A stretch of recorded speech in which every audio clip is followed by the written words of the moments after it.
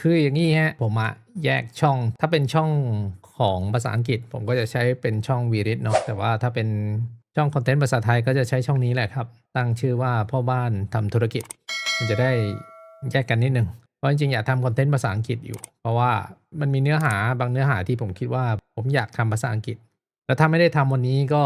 ไม่รู้เมื่อไหร่จะได้ทำเนาะเพราะฉะนั้นผมก็ตัดสินใจว่าก็แยกช่องครับไปเลยสำหรับใครที่เพิ่งดูช่องนี้ก็รบกวนกด subscribe ช่องนี้ได้เลยนะครับ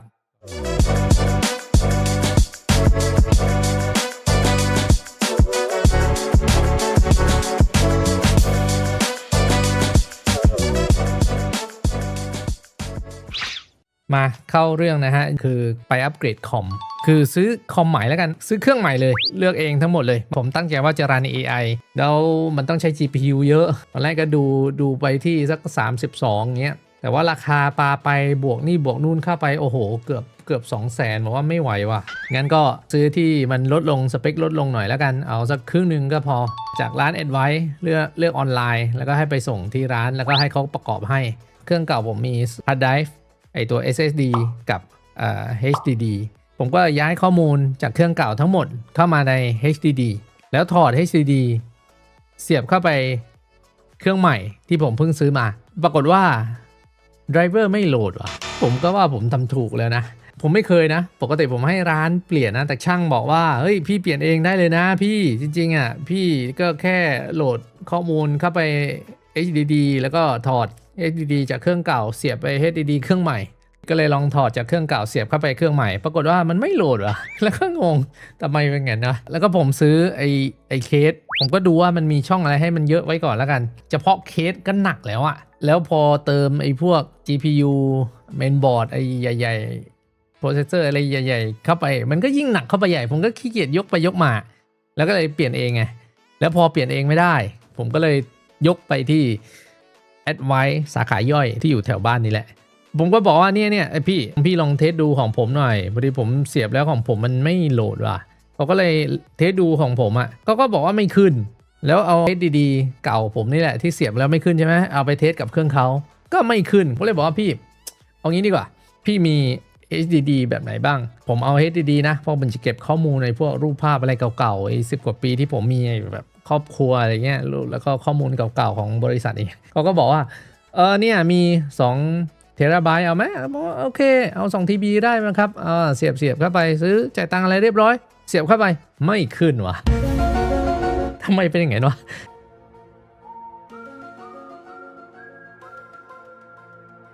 แล้วผมก็รออยู่นานเป็นชั่วโมงเลยผมไม่เข้าใจติดอะไรวะแล้วก็เขาบอกว่าพี่มันไม่ขึ้นพี่เขาก็เลยกำลังเทสกันอยู่ทำไมถึงไม่ขึ้นก็โอเคจบไม่ขึ้นก็ไม่ขึ้นงั้นก็ตั้งเครื่องนี้ก่อนแล้วกันเพราะว่าตอนนั้นที่ผมเอาเครื่องไปมันประมาณเกือบ5 โมงเย็นแล้วตั้ง HDD เก่ากับไอตัวอันใหม่2 TB ที่ผมเพิ่งซื้อตั้งนี้เลยถ้าพี่ทำได้พี่ก็โทรหาผมแล้วกันผมก็กลับบ้านแล้วกันปรากฏว่าอีกวันนึงโทรมาหาผมพี่ HDD มันเสียนะเพิ่งเสียปุ๊บเสียปั๊บเลยมันก็เกิดขึ้นเนี่ยมันก็แบบกำหมัดเราซื้อเครื่องมาก็อาทิตย์กว่าจะให้สาขา Advice สาขาใหญ่ประกอบให้กว่าจะไปเอามาก็เกือบอาทิตย์แล้ววันนี้พอจะใช้งานปรากฏว่า HDD เสียพอให้เขาซ่อมก็บอกว่า HDD ของเขาก็เสียอีกแล้วก็แบบพี่มี HDD อื่นไหมพี่ไม่มีแล้วมันมี1 เทราไบต์บอก1 เทราไบต์เหรอเราก็คิดว่าเอา1 เทราไบต์2 ช่องไหมผมซื่อไงเราก็ไม่รู้ไงก็นึกว่าเขาจะเปลี่ยนให้แบบเราจ่ายตังค์ไปแล้ว3,990นั่นจะไม่ผิด3,990เนาะ HDD 2 TB ของเขาเสียเขาก็เลยทำเรื่องเคลมแล้วเขาก็เลยบอกผมว่าพี่เอา1 TB 2 เครื่องดีกว่าไหมก็ได้ครับเขาก็ถามว่าพี่พอดีราคามันไม่ได้นะพี่ต้องเพิ่มตังค์นะพี่ตายแล้วเท่าไหร่ครับ1 TB มัน 3,000 กว่า 3,200 กว่าผมบอกแต่งั้นเอาไปเคลมเถอะเพราะผมไม่อยากออกตังค์แล้วมันออกตังค์หลายบาทแล้วไงแล้วต้องจ่ายตังค่าที่เขาจัดสายไฟใหม่ให้อีกประมาณ 2,000 จะไม่ผิด 2,000 แล้วเปล่าไม่รู้ผมไม่แน่ใจนะผมจำไม่ค่อยได้แล้วกันนะประมาณ 1,000-2,000 นี่แหละ 3 days later ผ่านไป3 วันโทรมากลับมาหาพี่ผมได้ HDD ใหม่2 TB ใหม่3 เครื่องผมเอาไปเสียบเครื่องพี่เครื่องแรกมันพัง มันไม่ติดเสียบเครื่องพี่ไม่ติดปุ๊บผมไปเสียบเครื่องผมมันไม่ติดผมสันนิษฐานเลยว่าของพี่มันต้องมีอะไรบางอย่างที่มันทำให้มัน SSD มันช็อตอะแล้วมันเสีย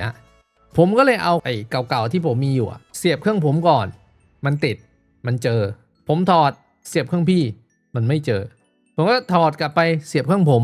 มันไม่เจอมันไม่เจอมันไม่เจอผมทำ2 รอบปรากฏว่าเครื่องผมทั้ง2 อันไม่รอดทั้งคู่แล้วก็มีกลิ่นไหม้ด้วยนะพี่ผมว่าพี่ต้องเอากลับไปที่ Advice สาขาใหญ่ภูเก็ตแล้วแหละว่าเขาไปทำยังไงมันถึงเสียบไม่ติดผมว่ามันน่าจะอยู่ที่ power supply นี่แหละจ่ายไฟเกินทำให้ HDD มันไหม้อะโอ้โหตายแล้วก็เลยติดต่อ Advice สำนักงานใหญ่ที่กรุงเทพนั่นแหละแล้วก็ส่งไลน์ Official เข้าไปแป๊บเดียวประมาณสักครึ่งชั่วโมงอ่ะเขาให้ช่างใหญ่โทรมาหาผมคุยกันแหละเขาก็บอกว่าพี่ผมไม่เคยเจอนะเคสแบบนี้ผมไม่เคยเจอเลยที่ SSD เครื่องใหม่แบบนี้มันจะพังเลยเนี่ยตั้ง2 เครื่องอ่ะแล้วก็เกิดจาก power supply ผมไม่เคยเจอเลยนะพี่ผมบอกอาการจากที่พี่เล่าให้ผมอ่ะผมก็ไปแจ้งกับ Advice สาขาภูเก็ตเรียบร้อยแล้วสาขาภูเก็ตเขารับทราบพี่เอาเครื่องให้เขาดูเลยได้เลยผมก็ไปที่สำนักงานใหญ่บอกพี่ช่างเลยต้องให้เครดิตช่างแกช่างช่วยผมอะถือว่าดีเพราะว่าผมซื้อเครื่องมาแพงๆเราก็อยากรีบใช้ใช่ไหมนี่มันดีเลย์มาแบบ8-9 วัน10 วันแล้วอะโมโหแล้วแหละจริงๆอะแต่ก็ช่างก็ดูแลดีวันนั้นเข้าไปช่างก็ยกเครื่องให้ทำให้เทสให้แล้วผมบอกช่างเลยนะพี่เนี่ยฝั่งสาขาย่อยเขาบอกแบบนี้แบบนี้นะพี่อย่าเพิ่งเสียบนะพี่เอาอันเนี้ยอันใหม่เนี่ย2 TB ใหม่ยังไม่แกะซองเลยพี่อย่าเพิ่งเสียบนะเดี๋ยวมันพังอีกสรุปคือรอไปประมาณชั่วโมงนึงแล้วก็จะปิดแล้วผมก็เลยบอกกลับดีกว่ากลับผมกลับดีกว่าพี่ผมค่อยมาเอาพรุ่งนี้ปรากฏว่าทุ่มหนึ่ง Advice ส่งไลน์มาหาผม Advice สำนักงานใหญ่ภูเก็ตนั่นแหละส่งไลน์มาหาผมเขาบอกว่าพี่ผมช่างนะผมรู้แล้วสายพี่มันไม่ใช่สายของ power supply รุ่นนี้มันเป็นสายของ power supply รุ่นเก่ามันก็เลยทำให้มันไหม้เฮ้ยจริงเหรอพี่ช่างใช่นี่แหละตอนนี้มันติดแล้วเนี่ยผมลองแล้วผมเปลี่ยนสายผมเล่าข้ามไปก็คือตอนที่สาขาย่อยบอกว่า power supply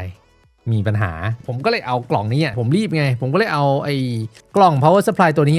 ไปที่สาขาย่อยก่อนเดี๋ยวทีนี้สาขาย่อยบอกตรงๆเลยเขาก็น่าจะไม่ค่อยพอใจเท่าไหร่ประมาณว่าไอ้เครื่องผมมันทำให้ HDD ของเขามันพังเลย HDD ใหม่ของเขาพังไป2 อันแล้ว HDD เก่าเขาก็พังไป2 อันแล้วผมยูเซอร์ไงผมคนซื้อผมก็ไม่รู้ไงเขาก็ประมาณว่าให้เอาไปที่ภูเก็ตดูแล้วกันผมก็โอเคแต่ว่าเซฟตี้ก่อนเขาบอกว่าไอ้ power supply มันเป็นตัวที่ทำให้พังสาขาย่อยบอกว่าถ้าไม่ใช่ power supply ก็สายของมันผมก็เลยว่าโอเคครับเดี๋ยวผมเอาให้ที่นู่นแล้วกันก็เลยพาไปสาขาภูเก็ตแล้วผมก็เอาเคสตั้งให้เขา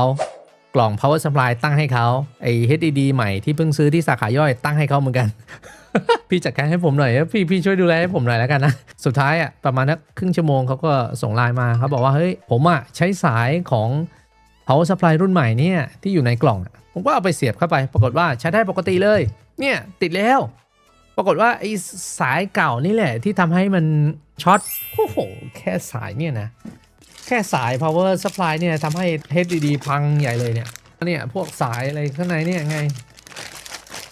data กับ SATA power cable นี่แหละที่ไอ้นี้แหละที่ทำให้มันพังผมก็เพิ่งรู้นะเนี่ยถ้าใช้สายคนละอันกันใช้สายเก่า power supply เขาจะให้สายอยู่แล้วถ้าเราไปใช้สายเก่ามาเสียบมันพังแล้วนี่คือ HDD เก่าผมตั้งแต่ 2018 ใช้มา8 ปีไม่เคยพังเพิ่งมาพังตอนนี้แล้วมันมีข้อมูลอะไรข้างในเยอะไปหมดผมย้ายจากคอมข่าวทั้งหมดใส่ในนี้ไอ้ข้อมูลสำคัญอยู่ในนี้หมดเลยไอ้ที่เหลืออยู่ใน external มันไม่ค่อยสำคัญแล้วตอนนี้มีปัญหาตามมาผมก็ต้องเอาไอ้ตัวนี้ไปกู้ข้อมูลแล้วไปเช็คมันมีออนไลน์ร้านหนึ่งที่เขารับกู้ราคาประมาณเกือบ 10,000 โอ้โหตายแล้วซื้อ HDD ใหม่ 4,000 ประมาณ 3,990 แต่ว่าค่ากู้ข้อมูล 6,000 ถึง 10,000 โอ้โหตายแล้วการถอด HDD รอบนี้มันเจ็บหนักเลยไม่ใช่แค่ผมคนเดียวนะเจ็บหนักทั้ง Advice ด้วย Advice สาขาย่อยด้วยนี่คือข้อผิดพลาดของผมแล้วกันถือว่าการเรียนรู้สำหรับผมแล้วกันเพราะว่าจริงผมไม่เคยเปลี่ยนฮาร์ดแวร์พวกนี้มาก่อนผมครั้งแรกในชีวิตเลยตั้งใจเปลี่ยนแล้วไม่ใช่แค่นั้นนะปัญหาคือเคสที่หนักๆของผมมันเป็นกระจก แล้วผมยกถอด2 รอบแรกถอดไปแล้ว เสียบ HDD ประกอบใหม่ แล้วผมก็เสียบสายไฟเสียบจอมอนิเตอร์อะไรทุกอย่างไม่เจอ drive HDD จากอันเก่าผมก็เลยชัตดาวน์แล้วก็ถอดตอนที่ชัตดาวน์ถอดอ่ะมันเป็นเคสกระจกอ่ะแล้วก็มันแป๊กไอเนี้ยตกที่มุมความสูงประมาณ2 เซนจากพื้น ร้าวหมดเลยทั้งกระจกเลย โอ้โหตายแล้วเสียตังค์อีกแล้วเพิ่งซื้อเคสใหม่เสียตังค์อีกแล้วผมก็เลยไปสั่ง replacement เอารุ่นนี้ไปคุยกับแอดมินทาง Shopee ปรากฏว่ามันมีกระจกผมก็เลยไปถามแอดมินก่อนพี่เปลี่ยนได้ไหมรุ่นนี้นะผมถ่ายรูปบินแอดไวให้เขาดูผมถ่ายรูปกล่องลังให้เขาดูแอดมินบอกว่าเปลี่ยนได้2 คนนะคนหนึ่งผู้หญิงบอกว่าติดตั้งได้ค่ะอีกวันหนึ่งแอดมินผู้ชายบอกว่าติดตั้งได้ครับก็เลยสั่งมารอไป3 วันไอ้เคสนั้นมาติดเข้าไปเสียบแล้วเฮ้ยไม่ติดหว่าไม่ได้หว่ามันคนละไซส์กันคือมันเป็นรุ่นอะไรสักอย่างนี่แหละมันเป็นรุ่นต่างกันนิดนึงอ่ะไซส์มันก็เลยเข้ากันไม่ได้ก็เลยบอกเขาว่าไหนพี่บอกว่าเสียบได้เขาบอกส่งคืนได้เลยครับส่งคืนได้เลยครับถ้าติดตั้งไม่ได้ส่งคืนได้เลยครับเพราะว่ามันเป็นกระจกไงตอนนี้เขาส่งมาบับเบิ้ลหนาประมาณ 3-4 ชั้นอ่ะ ผมก็ต้องส่งคืนเข้าไปอันนี้โชคดีของผมก็คือสั่งจาก Shopee พอสั่งจาก Shopee เวลาตีคืนมันตีคืนง่ายก็ถือว่าโชคดีของผมแล้วกันแต่ว่าที่ไม่โชคดีก็คือมันไม่มี replacement สุดท้ายเคสผมซื้อมายังไม่ทันใช้งานผมนี่แหละทำแตกทำร้าวหมดเลยแค่ตกนิดเดียวนะผมจับพลาดนิดนึงไงตกที่พื้นเลยผักร้าวทั้งหมดเลยอ่ะมันไม่ได้แตกเฉพาะมุมนะมันแตกทั้งหมดเลยอ่ะมันร้าวทีเดียวอ่ะโอ้โหอะไรจะขนาดนั้นแล้วผมก็เลยไปคุยกับช่างแอดไวซ์เขาบอกว่าเฮ้ยพี่รุ่นนี้อ่ะมันหนามันดีมันคอนกรีตมันหนักมันเป็นเคสอย่างดีเลยแต่ว่าปัญหาเรื่องกระจกนี่แหละมันเม็ดข้าวโพดอ่ะพี่ทำให้มันตกนิดหน่อยร้าวทั้งหมดเลยคิดในใจหนักก็หนักแตกก็ง่ายไม่มีอะไรเปลี่ยนบอกว่าก็เปิดไปเลยแล้วกันงั้นเปิดเคสไปเลยเพราะมันทำอะไรไม่ได้ Shopee ผมมีอีกที่หนึ่งนะที่ผมส่งข้อความเพราะผมเห็นว่าเขาสามารถทำกระจกเคสกระจกอะคริลิกคัสตัมสำหรับรุ่นนี้รุ่นไหนก็ได้เขาคัสตัมไมได้หมดเลยผมก็เลยถามเขาว่าเฮ้ยทำอันนี้ได้ไหมแต่ผมยังไม่ได้เช็คเลยว่าเขาตอบกลับมาว่าไงแต่ประมาณว่าเขาคัสตัมได้หมดเลยอ่ะก็ที่หายไปอาทิตย์กว่าๆก็หัวร้อนเรื่อง PC ใหม่แล้วก็ซื้อ PC แพงๆแล้วก็อยากรีบมาเทรน AI local AI ปรากฏว่าเสียเวลาอาทิตย์กว่าๆลำบากก็ตอนนี้มีเครื่องแรงแล้วก่อนหน้านี้ผมตั้งเป็น 4K ไม่ได้อันนี้เราก็เซตติ้งอะไรให้หมดเลยว่าหวังว่ามันจะออกมาเป็น 4K อะไรเรียบร้อยนะให้มันแบบชัดๆเลยรอบนี้ output วิดีโอมันให้ชัดไม่ใช่ Full HD แล้วขอเป็น 4K แล้วก็หวังว่าเน็ตมันจะเสถียรเพราะว่าตอนนี้ไอ้พวก RAM GB อะไรมันกราฟิกการ์ดมันค่อนข้างแรงและมันน่าจะได้แบบ top notch quality สำหรับการสตรีมแล้วก็ตอนนี้เราพร้อมแล้วที่จะเป็นสตรีมเมอร์เต็มที่นะ